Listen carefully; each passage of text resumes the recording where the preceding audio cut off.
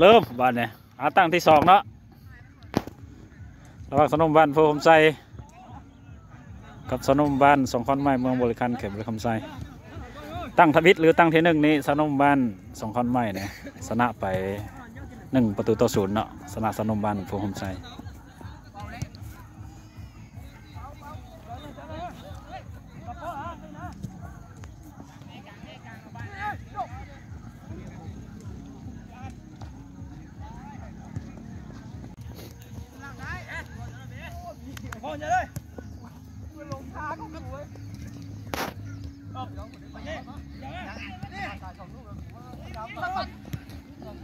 งามแล้วบัดนี้งามแล้วลุดแล้วไวโอ้เตะออกแล้วโอ้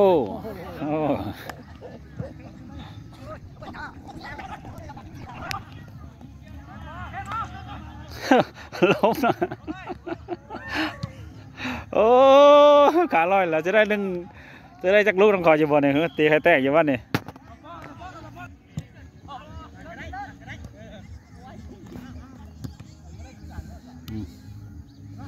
อ้าวบ้านเนี่ยโอ้ธรรมดาได้ล็อกแรกกันว่าธรรมดาได้นี่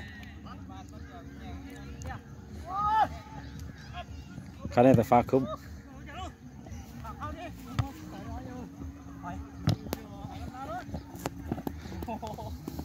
อันนี้โค้ดเพิ่นเนาะอันนี้กำตันเพิ่นเลยเบอร์15เนี่ยโอ้ลินบานธรรมดาได้นี่เฮ็ดเบอร์34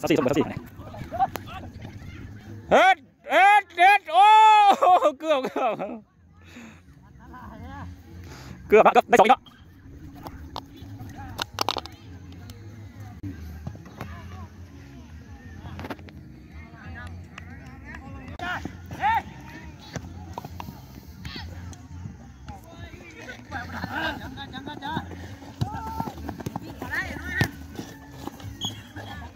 ไปเลย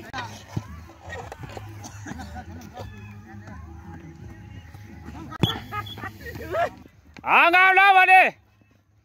โอ้ลุดละ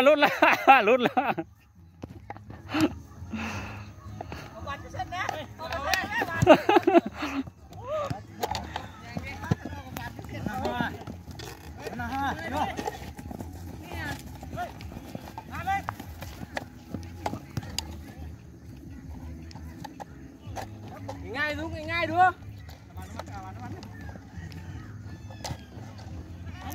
งามแล้วโอ้เกือบโอ้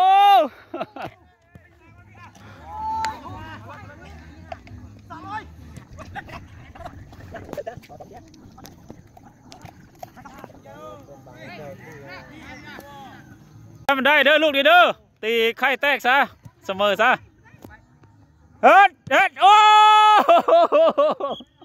เต็มข้อเกินไปโคตรเลย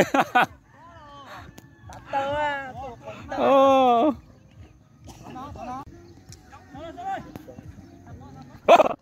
ไปเลย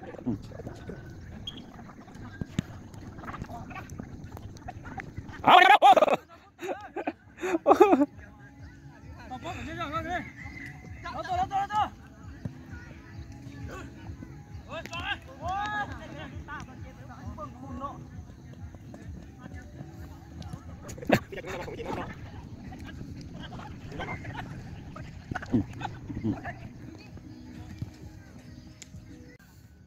เฮ็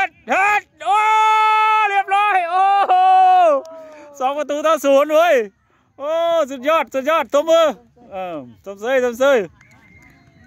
โอ้คมหลายเว้ยในเรื่องโอ้ได้จะหมดได้ไหมร้อยกิโลจะสิจะหมดเนี่ยเอาไปกิโลได้เบอร์7เนี่ยได้ไหมคลิปแน่นอนหลายยังบาทเนี่ย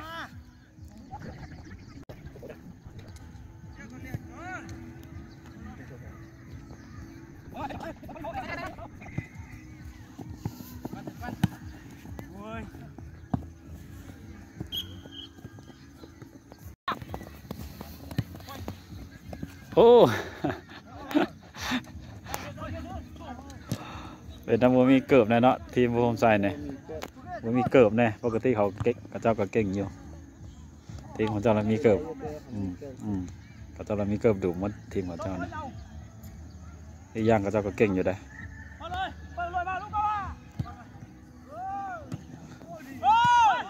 เฮ้ยโอกาสแล้วมายิงเรียบร้อยโอ้โอ้นี่จะตัวเช่นจะอึดตัวเชี่ยว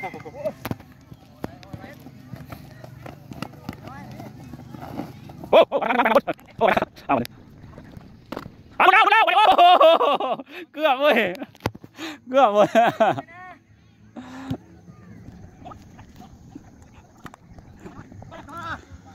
เอางามแล้วมาดิงามแล้วโอ้ข้างแล้วมา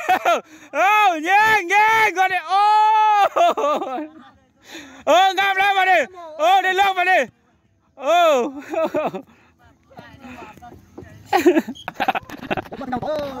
ตีไข่ให้แตกเลย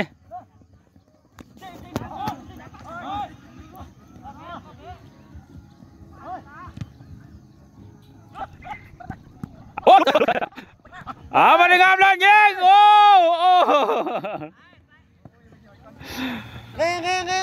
ลุดแล้วมาดิลุดแล้วทางนี้ก็ลุดแล้วมาดิยิงไก่แล้วมาดิเสียวนะมึง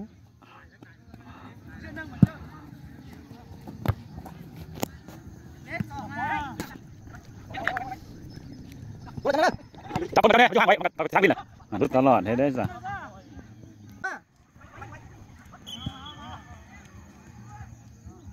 โอ้เก่งเลย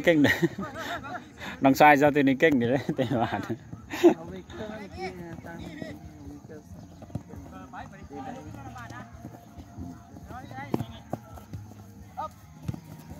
เอาแม่ลุดแล้วมาดิเอาแม่มาดิ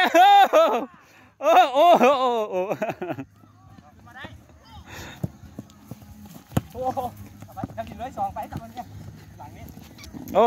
ได้เรื่องได้เบอร์27เบอร์23วะ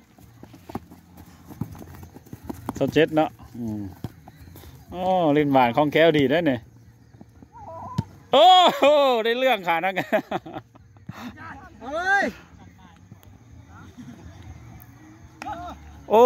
ลุดอีก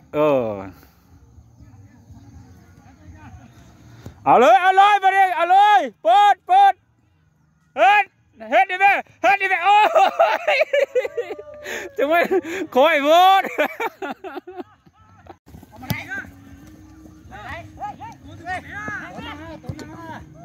เฮ็ด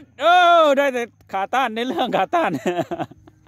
ในเรื่องเลยมั่นใจแต่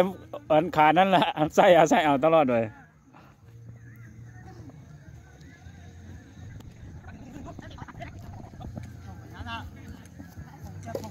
มาดิมาดิลุดแล้วงามแล้วมาดิมาดิมาดิ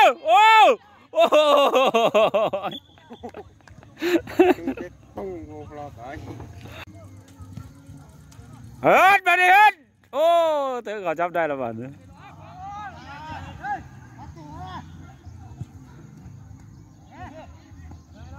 เฮ็ดโอ้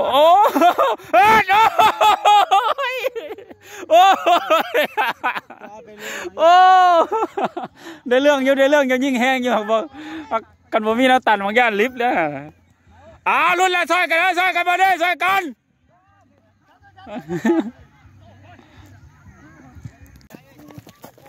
ออกแล้ว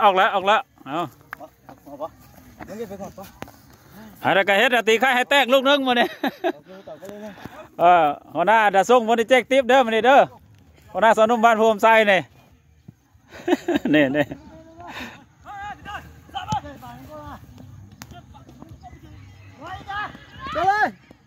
ยิงเฮ็ดดิกัก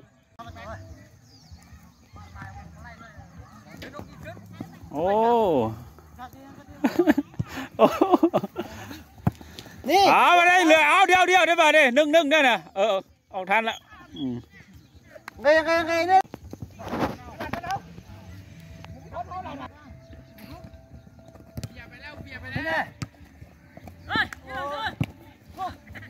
โอ้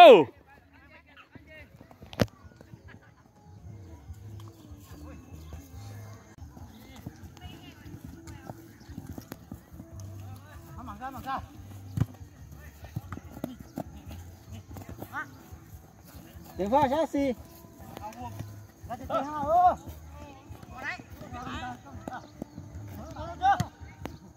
โอ้โอ้เกือบเซยสมเซยโอ้ปาดโอ้ยังกดมาได้โอ้เดี๋ยวก็จะลุ่มนะโอ้คักโฟมซ้ายเนี่ยนะ1 คนลงบ้านนี่แกเสื้อเด้อลงกันเด้มาแกเสื้อเนี่ยบ้านนี้หลุดแล้วโอ้ไว้ทีมเปลี่ยนกันไว้ดูเลือดอยู่เนี่ย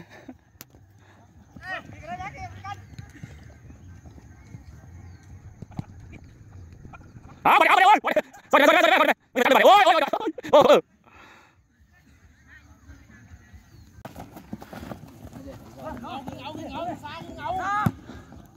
งามแล้วมาดิงามแล้วเอามาดิก็นับประตูแกยิงโอ้ยังได้อยู่มาซอยกันมาดิลุดเข้าไปแล้วบัดลุดกันยิงมาดิโอ้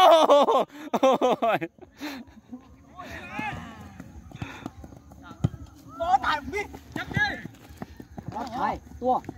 ฮัดโอ้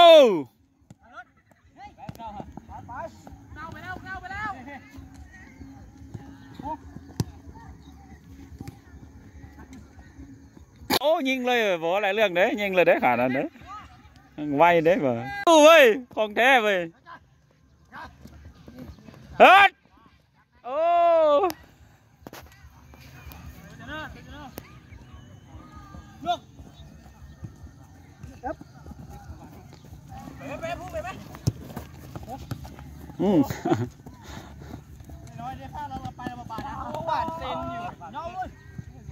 เฮ็ด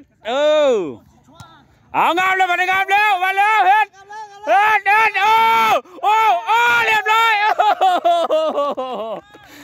ตีไข่แตกแล้วสมเสย2-1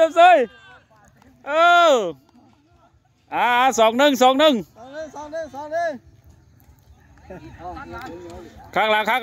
มาเนี่ย